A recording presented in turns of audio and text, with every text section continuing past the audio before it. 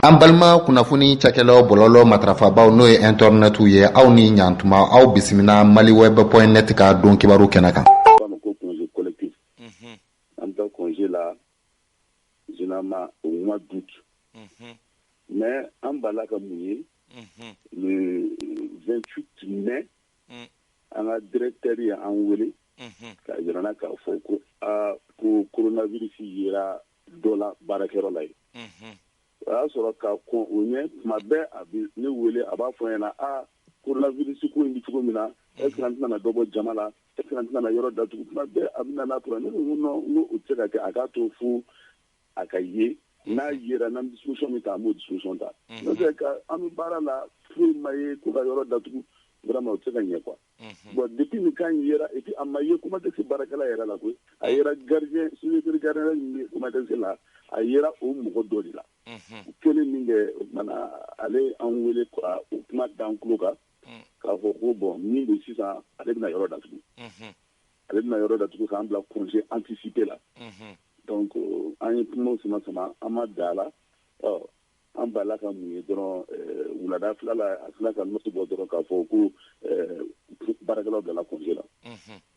à partir de ce moment donc pour un mois pour donner ka temps di vraiment mɔgɔw ka yɔrɔ sécuriser ka yɔrɔ hygiène kɛ ka yɔrɔ privilégier tuma caman caman donc an jɛna n'a ye sa quoi puisque n'a kɛra ma wajibi ye yɔrɔ an tɛna se ka dɔwɛrɛ kɛ donc an taara congé la normalement n'an bɛ taa congé la i bɛ taa sɔrɔ o kɔnɔna la entretien de bɛ kɛ machine entretien bɛ kɛ pour la reprise quoi bon an tora ka na puisque en tant que syndicat an bɛna baarakɛyɔrɔ la congé kɔnɔna la bon chaque lundi a bɛ ne wele a b'a fɔ jate congé ban tuma bɛna se bon an dun yɔrɔ min na baara tɛ se ka taa parce que gɛlɛya b'an kan c'est kɔɔri min bɛ yen même n'an wulila an tɛna se ka dɔgɔkun fila kɛ baara la bon tora a b'o kumaw fɔ an ka juru bi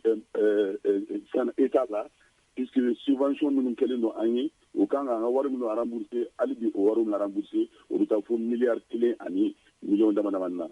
bon a bɛ kumaw caya caya ne ko o si tɛ problème ye ni kɔɔri ko don puisque olu fana bɛ juru de ta CMDT fɛ ni ye juru ta CMDT fɛ o ti wari fana sara CMDT fana bi o fana ye entreprise de. Ayiwa Jakite waati ko kama aw bɛ baara nin baara bila in na a bɛ kalo joli ɲɔgɔnna bɔ. An bɛ nin baara bila n y'a f'i ɲɛna cogo min na comme a daminɛna ni congé anticipé ye kabini an taara congé in de la baara de ma wuli tugun congé banna an kan ka baara daminɛ dɔrɔn le 1er juillet normalement directeur sina ka même an wele yɛrɛ ka fɛn f'an ɲɛna u ye note dɔ de bɔ dɔrɔn k'o bulonda la ko vraiment ko an bɛna taa chômage technique la quoi ko parce que ko contexte n'est pas prêt ka baara daminɛ o chômage technique de daminɛna o de an b'o de la fo sisan. Ayiwa aw ni premier ministre ye ɲɔgɔn ye kunu aw y'aw ka dantigɛlikanw fɔ a ɲɛna yalima tulo kunnandi ye aw lamɛn wa ani fɛnɛ ni aw jigi sigira wa. Vraiment n bɛ se k'a fɔ an jigi sigira an jigi sigira même ka kɔn kunun ye parce que yani premier ministre yɛrɛ ka na le ministre de l'industrie ale nana ani an ɲɔgɔn ye a y'an lamɛn an tilalen tuma na a ko a bɛ min fɔ an ɲɛna comme taxi problème a bi autorités nin kan président Assimi Goïta yɛrɛ a ka priorité don ale de u bila u kana ko lajɛ ko di cogo min na disposition ka ta an bɛ se ka bila an ka droit kɔnɔ cogo min na o ka kɛ donc maintenant ale y'o kuma fɔ an ɲɛna comme an ka arrière ka sara an ni kuma taxi sara tribunal la an gagnena i y'a dɔn u tilala ka appel kɛ an tilala ka gagner o fana na mais jusqu'à présent l'exécution a ma se ka kɛ ayiwa donc ne y'o kuma bɛ fɔ an ɲɛna o fana o ko problème t'a la an ka juru minnu bɛ yen a bɛna sara et puis usine bɛna wuli fana. Ayiwa aw minnu ye usine baarakɛlaw ye dakuruɲɛ damadɔ walasa ka baro kuncɛ aw yɛrɛ fɛ bi comment texte in kan ka kɛ cogo di walasa a baara ka ɲɛ ka sababu kɛ a kuma ka ca dɛ. Bon comme o ye anw yɛrɛ ka laɲini a mɛnna anw ko il faut changer de partenaire parce que chinois ninnu filɛ nin ye an bɛ kuma an b'a fɔ français chinois bɛ yen dɛ anw ko yɔrɔ ka bɔ chinois bolo a ka di partenaire ɲɛnamaw ma même s'il le faut on yɛrɛ an ka opérateur économique n'u bɛ se ka don ko in na u ka don a la vraiment an y'o laɲini kɛ bon finalement ni chinois kɔni bɛ kuma na chinois da bɛna bɔ an ka ko la a bɛna di an yɛrɛ ma o tumana baara bɛna taa ɲɛ cogo min na o fɛɛrɛ bɛna tigɛ État yɛrɛ bolo quoi. An bɛ i fo Ablaye Jakite ka sɔn ka nin ɲɛfɔli ninnu k'an ye an bɛ dugawu don kɛ aw ka laɲiniw ye mun ye Ala ka se k'u sabati walasa aw ka se k'aw ka baara kɛ ka balo hɔrɔnya kɔnɔna la Maliba in kɔnɔna la an b'i fo. Min yarabi vraiment n ye foli laminɛ n bɛ Mali bɛɛ fo parce que bɛɛ hamina ni anw ye a diyara an ye an y'a ye k'a fɔ tiɲɛ na mɔgɔw b'an kɔ maliyɛnw b'an kɔ a bɛnn'an ma an bɛ aw yɛrɛ fo aw yɛrɛ filɛ ka cɛsiri min kɛ an nɔfɛ a diyara an yɛrɛ ye Ala k'an bɛɛ sɔrɔ. Amina yarabi. Fanta Tumota ni kun ye Ablaye Jakite ye Comatex yɛrɛ ye Mali fini dilan yɔrɔ belebeleba dɔ ye min san caman Segu yɛrɛ tariku ni Comatex tariku bɛ taa ɲɔgɔn na ka sababu kɛ mɔgɔ camanba de tun bɛ baara kɛ nin cakɛda in na o tun b'u dahirimɛ sɔrɔ nka bi a bɛ ɲini ka na san damadɔni bɔ san o san dɔ bɛ bɔ baarakɛla hakɛ la ka n'a kɛ cakɛda in yɛrɛ sigira a sen samara kɔnɔ siɲɛ kelen o la an fana b'an ta fara a ta kan jamana kan ka wuli ka jɔ kɛ nin cakɛda dɔw bɛ yen nɔ fɛn wɛrɛ tɛ nka jamana yɛrɛ ka hɔrɔnya sabatilanw de don. Siga fosi t'a la a bɛ kɛ sababu yɛrɛ kaba wagati tɛmɛlenw na don kɛrɛnkɛrɛnnen dɔw tɛmɛna an fɛ yan nɔ Mali kɔnɔ an ma se ka an diyaɲɛ finiw sɔrɔ ka sababuya kɛ Comatex baaraw gɛlɛya tun bɛ a kɔnɔna la an ye finiw sɔrɔ sɔngɔ gɛlɛya damatɛmɛ kɔnɔna la Amadu Isa Kaba Sidibe a ka don kun ye kunu ye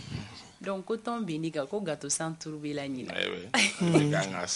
Kaba joyeux anniversaire Kaba ka anniversaire kun kunu ye o e ma y'an bɛɛ bɛ bila la sɔgɔmada in na donc kun an ma ɲɔgɔn ye bi an ka tigi anw ka dugu la an t'o i bɛ Bamako di t'aw ka dugu la i bɛ yan ni an tɛ anniversaire maaw b'a ye Facebook sanfɛ o minnu ye wele maaw b'a ye joyeux anniversaire ci ma b'a f'u bɛɛ ye ko merci. An bɛ se ka min fɔ a ye dɔrɔn Ala ka san wɛrɛ ɲɛnakuma se ka sɔrɔ a fana a nomele yɔrɔba dɔ la ne t'a kɔfɛ kɔni Ala ka sija ni kɛnɛya o kalifa i ma i bɛ baara min na Ala k'a yiriwa Ala k'i kisi gɛrɛgɛrɛ ko tɔɔrɔ ma musokɔrɔba ni ye dugawu kɛ anniversaire fɛnɛ filɛ nin ye anniversaire ye tiɲɛ don dɔ farali si kan nka a bɛ dɔ bɔ i si fɛ siga fosi t'a la n'i y'a faamuya o cogo la don o don i bɛ ni san yɛlɛmana i bɛ Ala fo k'a barikada n'a y'i sɔrɔ lahalaya min kɔnɔna la dabali ban an bɛ anniversaire kɛ bala ni dunun ni fɛnw ye nka an bɛɛ bɛ ɲinɛ anniversaire la maa si tɛ barika da i fa ni ba ye k'a sɔrɔ a sababu ɲuman ye kana fɔ ma Ayisa olu sugu ninnu an b'aw ka anniversaire ye a bɛ gâteau ni a bɛ gâteau bɛɛ sanfɛ olu ka barika da bɛ fɛn bɛɛ sanfɛ a bɛ daminɛ ni o de ye anniversaire ka kan ka kɛ ka taa sigi ka bangebaaw barika da bon Kaba Amadu y'a yɛrɛ compter de i ko k'i tɛ anniversaire dɔn k'o tɛ kɔkɔ dugu la e bɛ nin fan y'i jɔ cogo di sisan ko anw bɛ anniversaire kɛ cogo min non ayi n'i tɛ fɛn min ɲɛdɔn i b'i da bɔ o la de ayi n'i tɛ min dɔn i b'i da bɔ o la i ko n'i fɛla tɛ anniversaire k'i t'o dɔn bɔ i da bɔ a la très bien o ɲɛna Isa Kaba Sidibe an bɛ don an ka décryptage kɔnɔna la sɔgɔmada in na an bɛna kuma waleya min kan kunu an y'a ye k'a fɔ a gɛlɛyara kosɛbɛ jamana fila olu ni ɲɔgɔn cɛla la n'o ye Mali ani Senegal ye kɛrɛnkɛrɛnnenya la a bɛ fɔ dugu min ma ko Kaolack ani Diboli ni ɲɔgɔn cɛ an y'a ye k'a fɔ waleya gɛlɛn dɔw kɛra ni ko caman yɛrɛ bɔra a la an ye image camanw ye réseau sanfɛ Isa Kaba Sidibe ale bɛna a bɛɛ lajɛlen ɲɛfɔ an ye.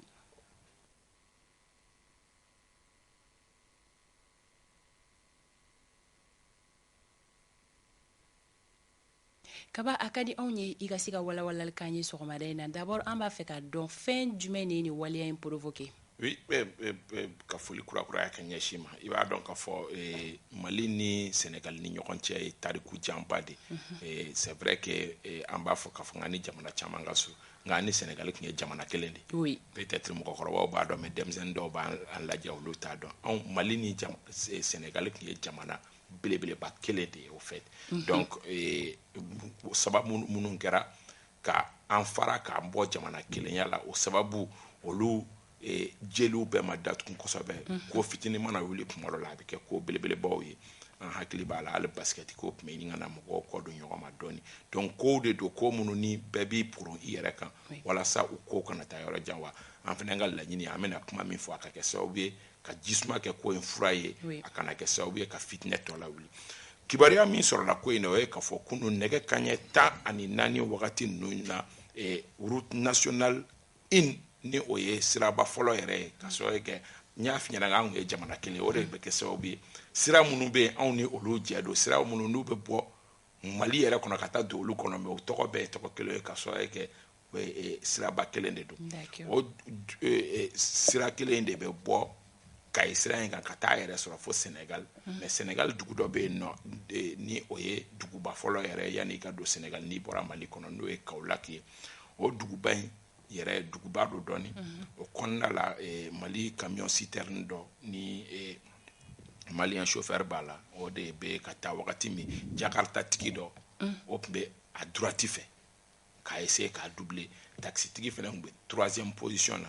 mobili bolilaw bɛ o dɔn mais Jakarta tigi in bɛ position min na ale y'a essayer k'o de éviter nka a kɛtɔ k'o éviter ka sɔrɔ kɛ i b'a dɔn o bɛ an ka moto bolilaw la kuma dɔ la olu tɛ n'i bɛ mɔgɔ doubler siraban sariya yɛrɛ la mɔgɔ si tɛ mɔgɔ doubler i kini bolo fɛ mais mɔgɔ caman t'a dɔn zango mototigiw olu bɛ mɔgɔ doubler côté bɛɛ fɛ donc mobilitigi y'a essayer ka mototigi éviter min kɛ parce que a tun bɛ fɛ k'a doubler jaa o y'a sɔrɔ taxitigi fana bɛ 3e position la ale kɛrɛfɛ taxitigi bɛ 3e position la o y'a sɔrɔ mobili wɛrɛ fourgonnette wɛrɛ o fana bɛ ka na côté dɔ in fɛ taxitigi ni dafalen bɛ k'a essayer ka tɛmɛ mobili kelen na ka tila ka na tɛmɛ camion na a bɛ fɔ o ma ko 3e position nka n'i bɛ o la o farati ye min ye mobili wɛrɛ min bɛ nalen le temps que e ka se ka camion dépasser i n'o mobili bɛ se ka ɲɔgɔn sɔrɔ o circonstance de kɛra le temps que parce que du fait que camion ka jan i mana a dig'a la cogo o cogo mɔgɔ wɛrɛ min bɛ nalen chance bɛ yen n'o tigi ka ɲɔgɔn sɔrɔ donc fourgonnette dɔ de tun bɛ nalen o fourgonnette de ye taxitigi gosi ka taa bin citerne duguma ok donc citerne kɔni yɛlɛnna taxi yɛrɛ de kan k'i jɔ sa mɔgɔ 4 tun b'a la a taxi kɔnɔ ala ye olu ni minɛ o la donc an bɛ tasi bila k'u ye ala ka hinɛ o la donc ni i nana i jɔ dɔrɔn ka siraba kasara in cogoya ye ka citerne jɔlen ye taxi sanfɛ dɔrɔn i bɛ fɛn fɔlɔ min imaginer fɔlɔ o ye k'a fɔ ko citerne bolila ye kojuguba kɛ parce que n'i ye fɛn yɛrɛ ye a bɛ digi la donc o de digira wɔlɔfɔ denmisɛnnin minnu bɛ yen nɔ o de digira olu la i b'a dɔn Facebook tile in na mɔgɔw bɛ fɛnw bila bɔlɔlɔ sanfɛ donc olu y'o bila bɔlɔlɔ sanfɛ ka na fɔlɔ yɔrɔ in yɛrɛ la fɔlɔ ka essayer ka mobili k'u bɛ mobili in yɛrɛ saccager ka b'o la ka n'a kɛ yɛrɛ u bɛ malien citerne ni malien mobili wɛrɛw k'olu jateminɛ k'u kari-kari gɛlɛya nana ka na gɛlɛya wara kanu k'a daminɛ nɛgɛ kanɲɛ 14 15 16 fo ka don fitirimagɛn na o bɛɛ y'a sɔrɔ ni gɛlɛya ninnu bɛ donc bɔlɔlɔ bɛ cogo min bi kow bɛ cogo min ani mɔgɔw donnen don ɲɔgɔn na cogo min o kɛra sababu ye mɔgɔ minnu bɛ nin waleya ninnu kɛ o bɛ tila k'u bila bɔlɔlɔ sanfɛ donc denmisɛnnin minnu fana n'olu bɛ diboli yan fan fɛ n'olu ye nin kibaruya ninnu sɔrɔ olu fana dusu y'u kɛɲɛ olu fana kelen filɛ de ka Sénégal mobili dɔw dangari Sénégal mobili dɔw la ani Sénégal chauffeur dɔ la donc a kɛra n'a y'a kan na an fana b'a kaw la donc o suguyaw kɛra nka an ye kibaruya minnu sɔrɔ ani an ye audio minnu sɔrɔ syndicat ɲɛmɔgɔ mobili bolila syndicat ɲɛmɔgɔ olu ye ɲɔgɔn wele joona ka chauffeur yɛrɛ fana ni wele chauffeur ka fara o chauffeur ɲɔgɔnw kan ka sigida mɔgɔw la calmer que ce soit Kaolack niveau la que ce soit Diboli donc chauffeur ni douaniers farala ɲɔgɔn kan ka esprit la calmer a kɛra o cogoya la tentɔ donc hakili la an bɛ yɔrɔ min na komi sisan lafiya nana ko la wa faamuyaliw sɔrɔla ka sababu kɛ mɔgɔ caman i t'a sɔrɔ dɔ bolibagatɔ bɛ na a bɛ fɔ dɔrɔn ko maliyɛn mobili yɛlɛnna taxi kan dɔrɔn o b'i kɛ waleyaw kan mais ni kuma ɲɛfɔra faamuyaliw bɛ sɔrɔ o wagati. siga fosi t'o la Amadou. nin kɔni na kaba an bɛ se ka min kɛ hali bi mun de bɛ se ka kɛ mobili ko in sirabakanna in ko ka gɛlɛn sigidaladenw ka dusuma kasa an b'a ye yɔrɔ caman hali ni sotarama ye dɔ tan yɔrɔ dɔ la hali Mali yɛrɛ la sigidaladenw de bɛ focɛni u bɛ wuli u bɛ tasuma don mobili ninnu na fɛɛrɛ jumɛn de bɛ se ka sɔrɔ ani bilasirali jumɛn walasa nin ko ninnu bɛ se ka ɲɛnabɔ. siraban ka sariya fana bonyabaliyaw bɛ ala dɔɔni an ka tiɲɛ fɔ an ka mobili bolilaw kuma dɔw la duguba kɔnɔ sirabakan boli yamaruyalen tɛ ka se hakɛ dɔw ma ka se hakɛ dɔw ma u bɛ olu kɛ par exemple an ye nin circonstance min fɔ tantɔ ni o y'a sɔrɔ taxitigi bɛ 3e position na n bɛ segin a kan ni o ye a sɔrɔ taxitigi bɛ 3e position na et que tuma dɔ la mobili bolilaw yɛrɛ dama ni ɲɔgɔn cɛ dɔ k'i gɛn ka tɛmɛ i la position dɔ la o b'i tɔɔrɔ ka taxitigi ni tɔɔrɔ i t'a sɔrɔ a fana b'a gazer dɔɔni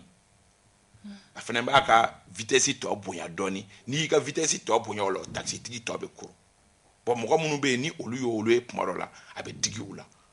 donc c'est à dire que siraban ka sariyaw ka bonya mobili hakɛ dɔ bɛ yen n'a donna duguba kɔnɔ a kan ka boli hakɛ dɔ la ka dan hakɛ dɔ la n'o sariyaw ma bonya bɛ mɔgɔw ni cɛ nka o ye adamadenya natiri ye Amadu ni waleya gɛlɛn dɔw kɛra mɔgɔ ɲɛna i jo b'a la i jo t'a la fɛn fɔlɔ min bɛ jigin mɔgɔw kun na an bɛ yɔrɔ min na komi sisan o ye fuli de n'i ye mɔgɔw kelen-kelen lajɔ mɔgɔ dɔw bɛ hali zon faga mais n'i y'u kelen-kelen lajɔ k'u ka mɔgɔ faga o tɛ se ka mɔgɔ faga mais ni mɔgɔ kelen ko ka ban a y'a minɛ fo hakilima dɔ fana ka sɔrɔ o jama cɛla k'a fɔ ayi aw kana kɛ n'o tɛ a wagati sitanɛ bɛ don bɛɛ kunkolo la donc o de bɛ na n'a suguya ye donc ka an ka farafin jamanaw kɔnɔ ka finitigilakaw ka présence bonya yɔrɔw la parce que ni nin suguyaw ni finitigilakaw bɛ olu de bɛ kɛ hakili ɲumantigiw ye d'abord fini mun b'u la o makama n'u ko a y'a jɔ mɔgɔw b'a jɔ mais tant que ni finitigiw tɛ yen et que mɔgɔ wɛrɛ tɛ yen non généralement mɔgɔw bɛ kɛ yɛrɛmabila ye u b'u yɛrɛ yamaruya ko dɔ la u yamaruyalen tɛ mun na donc a fura ye halisa finitigilakaw principalement polosiw ka caya an ka dangun an ka kunbɛw la ko mana kɛ i n'a fɔ nanzara jamanaw bɛ cogo min ko kɛra a nɔgɔni fɛ 5 minutes finitigilaka dɔ jɔlen b'a yɔrɔ la o bɛ ko caman ba de éviter diɲɛnatigɛ mais ni finitigilakaw tɛ yɔrɔ la fo k'a to population civile yɛrɛ dama mɔgɔw bɛ ko caman kɛ o de bɛ anw jɛ tubabuw fɛ yen nɔ ko bɛ kɛ 5 minutes a cayalen ba 10 minutes finitigilaka dɔ bɛ n'a jɔ a bɛ ko caman fɛn fitinin de don mais a bɛ ko caman ba de éviter. D'accord, kaba ni wagati kɔnɔna la kunnafoni labanw ye jumɛn ye sabula an y'a ye k'a fɔ minisiriso min ɲɛsinnen don taa ni ka segin koɲɔgɔn ma olu ye gafe bɔ a ko la yalima a ye kunnafoniya sɔrɔ Senegalikaw fana ka ministère ye kunnafoniya lasigi olu bɛɛ ye kunnafoniw di kɛrɛnkɛrɛnnenya kunnafoniw bolila min kan kosɛbɛ o ye kɛrɛnkɛrɛnnenya bɔlɔlɔ kan mɔgɔw ka sabali parce que an ye mɔgɔ dɔw ye Bamakɔ yan nɔ yɛrɛ k'a fɔ malidenw yɛrɛ k'a ye bɔ aw ka taa wɔlɔfɔ chauffeur attaquer ka sɔrɔ kɛ k'u y'an ka mɔgɔw attaquer olu man